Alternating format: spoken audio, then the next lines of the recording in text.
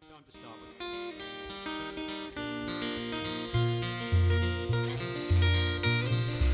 Okay, in part one we've already seen how the text can be separated out into meaningful groups of words, either by using the teacher's judgment or a functional grammar style approach.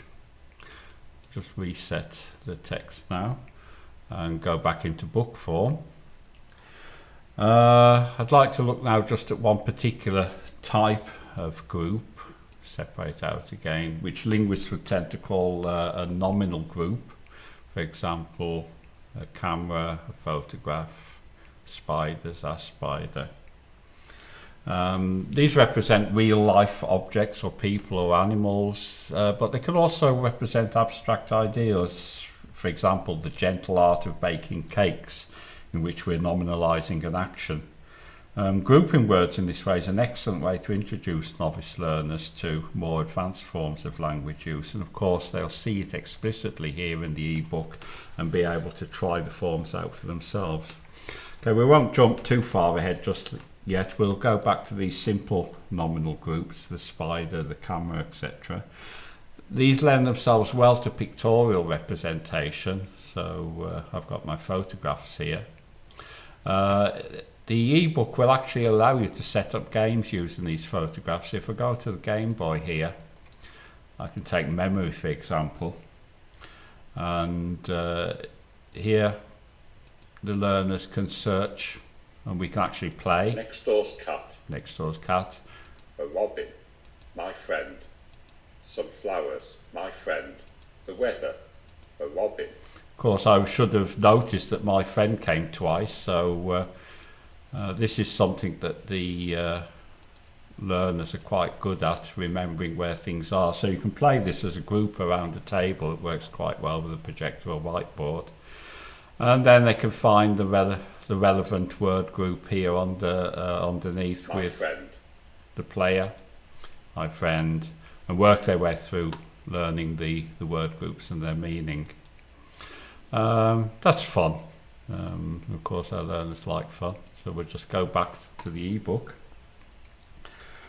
Once we're sure that learners understand the nominal groups, then we can have a bit of fun and we'll start to improve the text. So I'll just go over to camera and hover on it. If I double click, I can open up this box and I'm free to improve and add extra words to this nominal group. So we'll change it to a new camera. Fine. But why stop there? This is really fun, and why not let the learners exaggerate? Let's go totally overboard and let's see what we can do. An expensive new double reflex digital camera. Now I can assure you the learners really love this and they're very creative at coming up with new descriptions, and of course their knowledge of digital cameras is often a lot better than mine.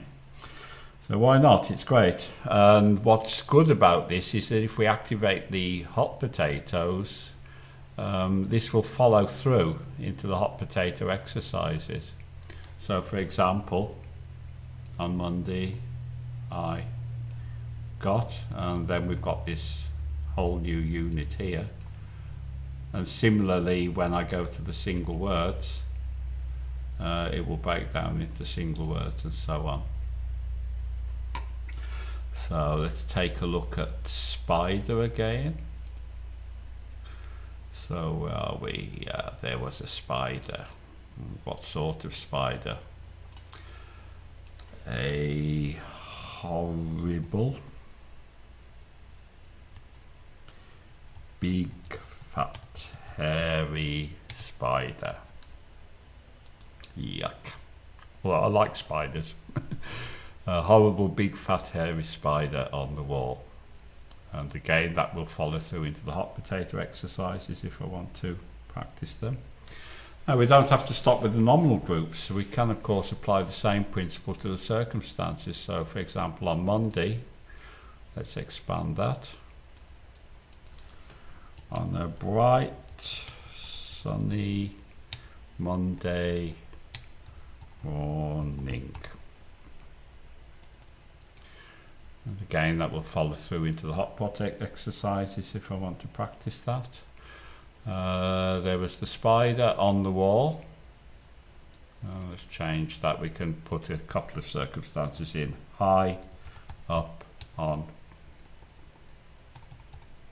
my bedroom wall. Fine. Now, of course, we can start to get totally lyrical. I took a photograph of it. It being the spider, of course. Well, let's put something else in. I took a photograph of the wee timorous beastie. Although, of course, I do believe that Robbie Burns was referring to a mouse with timorous beastie, but we can allow ourselves that, I think.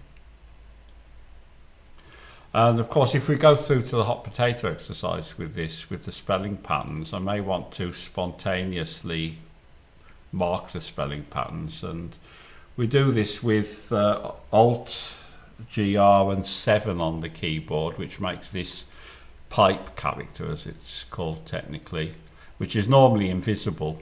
So Tim or verse beast. And again, how I actually do this is up to me. And when I edit it, the markers disappear, but they will actually come through when I go and do the final hot pot exercise.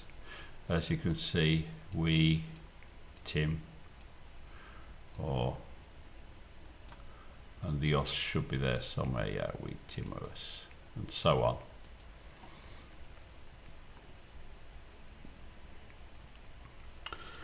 Fine, so we'll just reset that back to normal, and let's go to the final nominal group, although it's just a single word, spiders.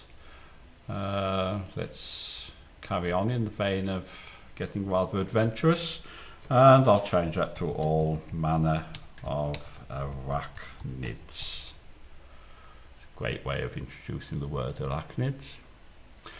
And hate is a little bit banal, perhaps. Let's put something else in. We'll change the process here to abhor and detest. All manner of arachnids. So we've actually progressed quite quickly to a fairly advanced form of text, and we've pulled up our novice learners fairly rapidly to work at this level. I'll just go a bit further down in the text. I can change the normal text, of course, if I want to, and we'll just take a look at the very last sentence. On Sunday, I told my friend I like this new camera. Now, this illustrates embedding.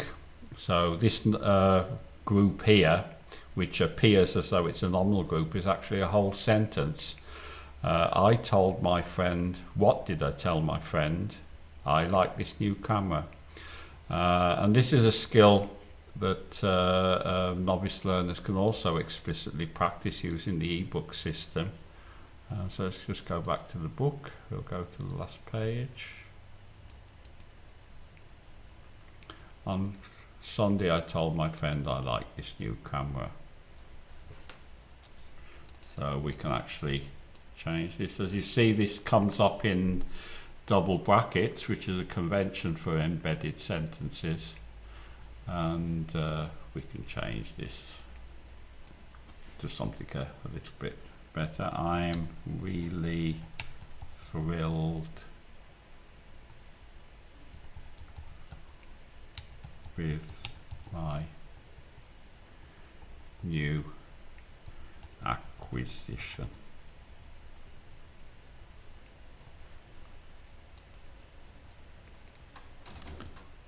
Of course, when I separate out into groups, you'll see that it's appeared in double brackets too. Fine.